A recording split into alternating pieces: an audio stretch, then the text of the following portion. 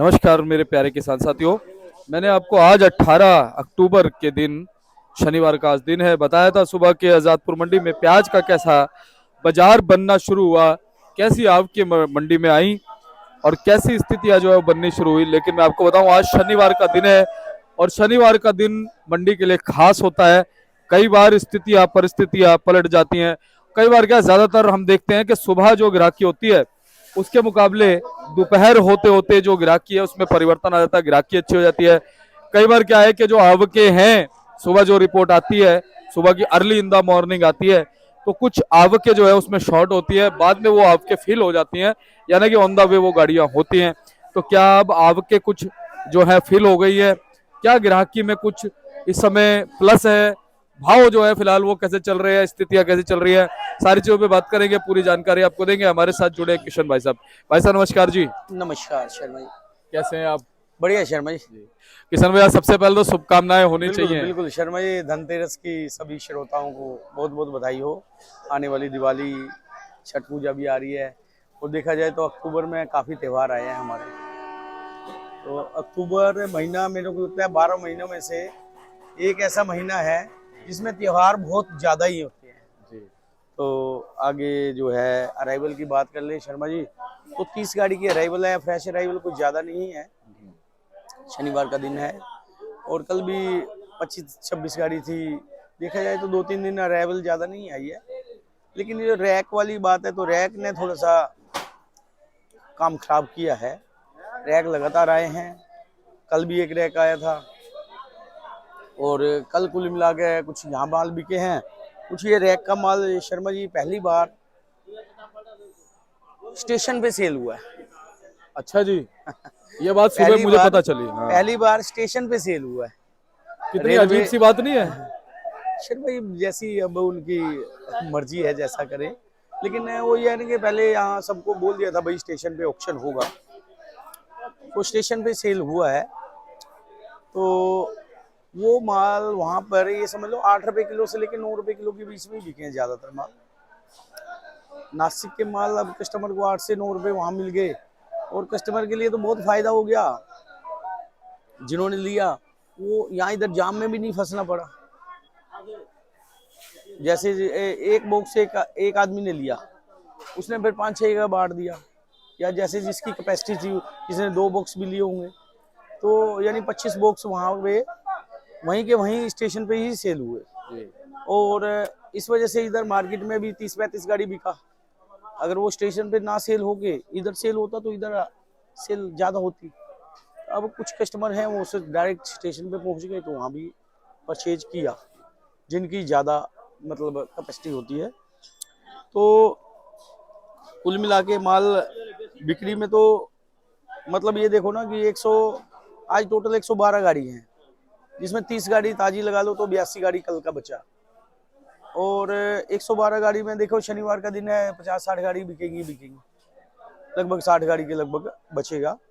और ये detail wise बात करें तो नासिक की शर्मा जी आज समझो नासिक की 9 गाड़ी हैं और नेफड के जो नासिक की है वो भी नासिक से ही आता है, वो 12 गाड़ी है। 9 गाड़ी व्यापारियों की है और पूना की 9 गाड़ी है, राजस्थान की 13 गाड़ी है, 14 गाड़ी एमपी की है। मिला जुला के तो 57 गाड़ी स्टैंडिंग में है। और देखा जाए तो नीचे भी 55-60 गाड़ी नीचे भी बैलेंस पड़ा हुआ है, 112 गाड़ी के लगभग है। और भाव की बात कर ली जाए शर्मा जी, तो भाव तो समझ लो 8 रुपए किलो से लेके इधर है, ये समझ लो 7-8 रुपए किलो से लेके और ऊपर में 15 रुपए किलो तक बिक रही है प्याज।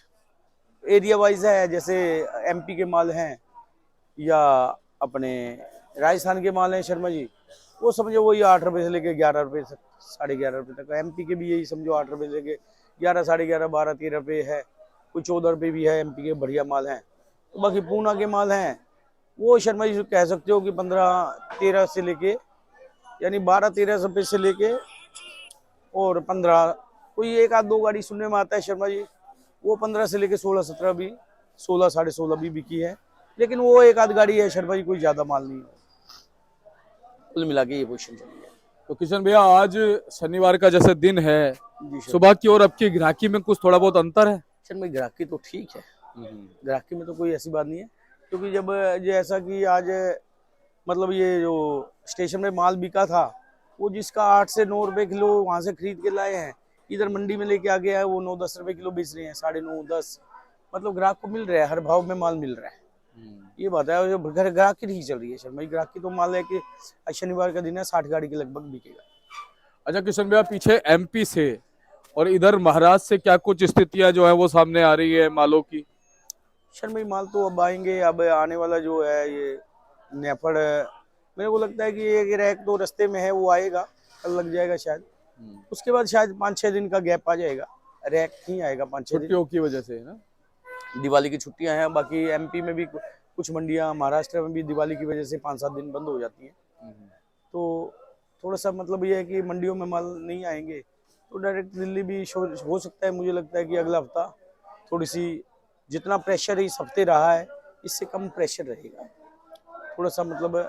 और ये है कि माल तो जो पुराने माल हैं, अब बेचने का समय मतलब वो कहते हैं कि निकलता जा रहा है अब तो। जी जी। तो माल तो सब आएंगे और बिकेंगे, मतलब लगभग भाव तो यही समझ के चलें। लेकिन ये हफ्ता है, ये मतलब नया माल भी समझो हर आदमी के दिमाग में है कि दिवाली के बाद शुरू हो जाएगा, और दिवाली भी आई गई। और 1 तारीख के बाद तो यहाँ पे मार्केट में नया माल देखने को मिल जाएगा, शुरुआत हो जाएगी मतलब। तो पुराना माल बेचने का समय आ गया है, माल बेचे, और बाकी नया माल समझो 1 तारीख से शुरुआत हो जाएगी। वैसे तो 1-2 चलान तो पहले भी आ जाएंगे, 2-4 चलान 1 तारीख से पहले। लेकिन 1 तारीख के बाद तो लगातार मुझे लगता है कि 1000, 1500, 2000 कट्टा ऐसे ऐसे करके बढ़ता जाएगा। और 10 नवंबर, 15 नवंबर के बाद तो अच्छी खासी आवक मार्केट में देखने को मिलेगी। किशन भैया, कुछ स्थितियां नेफेड एनसीसीएफ की क्लियर हो रही हैं कि कब तक जो है इनके माल आते रहेंगे? कुछ पता चला, कोई शर्मा विश्लेषण? जी कोई इनकी कोई बहुत ज्यादा जानकारी नहीं है। माल आ रहे हैं, और जब तक आ जाए तब तक ही समझो कि माल आ रहे हैं।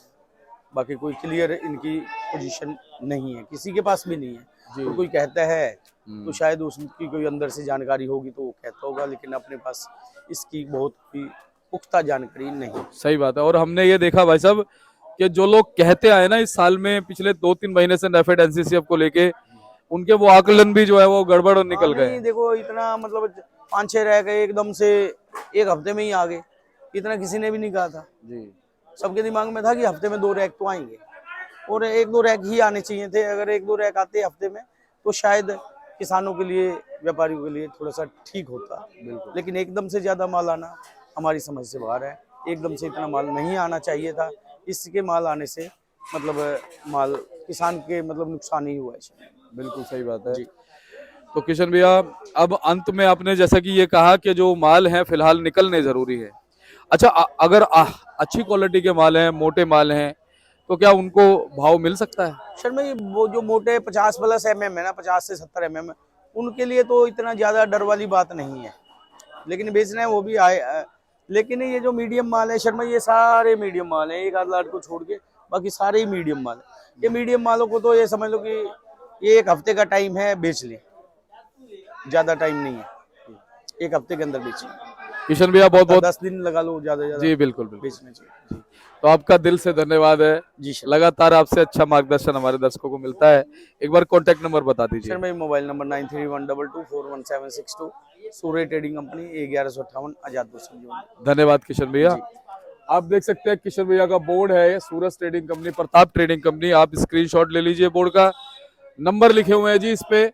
इन नंबरों पे आप किशन भैया को कॉल कीजिएगा, या गुलशन भैया भी हैं, बड़े भाई साहब हैं, उनको भी आप कॉल कर सकते हैं।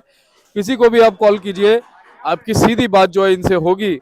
और बड़ी बात यह है कि अगर आप किसान हैं, आप व्यापारी है, आप ग्राहक है, आप ये व्यापार करना चाहते हैं, तो उसमें पूरा सहयोग जो है किशन भाई साहब आपको देंगे। और आप अगर यहाँ पर लाके अपने मालों को बेचना चाहते हैं तो पूरी ट्रांसपेरेंसी के साथ में, पारदर्शिता के साथ में, यानी कि मालिक आप हैं। और यहाँ पे फर्स्ट प्रायोरिटी हमारे किसान भाइयों को दी जाती है, हमारे व्यापारी भाइयों को दी जाती है। और शर्मा जी एक और बात बता दूं कि अभी जैसे आजादपुर मंडी संडे को तो बंद होती ही होती है, जैसे कल बंद है, बुधवार को बंद है। सभी श्रोताओं को, व्यापारियों को, किसानों को या ग्राहकों को सबको जानकारी हो जाए कि बुधवार को इधर गोवर्धन पूजा, विश्वकर्मा डे की वजह से व्यापार बंद रहेगा। आजादपुर मंडी का होलसेल व्यापार बंद है। और बुधवार के अलावा सब दिन मंडी खुली है। संडे को तो खैर सबको पता है, सब दिन मंडी खुली है। जैसा कि एमपी में, महाराष्ट्र में 5-6 दिन दिवाली की वजह से मंडियां बंद हो जाती हैं, वहाँ किसान नहीं जा पाता। उन किसानों के लिए या व्यापारियों के लिए आज़ादपुर मंडी खुली है और आज़ादपुर मंडी में लेके आए माल, क्योंकि पुराने टाइम, ये कहना मेरा जरूरी भी इसलिए बहुत है जरूरी था। कि पुराने माल को वक्त ज़्यादा नहीं है और वो माल वो ये सोचे यार यहाँ तो मंडी बंद है, कहाँ बेचे। इसलिए उन श्रोताओं की जानकारी के लिए आज़ादपुर मंडी खुली है, आज़ादपुर में माल लेके आ सकते हैं। बुधवार को बंद है, इसके अलावा मंडी खुली है। तो किशन भैया बहुत बहुत धन्यवाद। और ये बहुत महत्वपूर्ण बात जो किशन भैया ने आपको बता दी है, क्योंकि बहुत से लोग असमंजस में थे कि भैया दिवाली की छुट्टियां है, महाराष्ट्र में 6-7 दिन की छुट्टी है, तो कहीं दिल्ली में तो नहीं होगा। तो आजादपुर मंडी में जो है आप बिल्कुल आप आइए और यहाँ पे आपका स्वागत है। सिर्फ बुधवार की यहाँ पे छुट्टी है।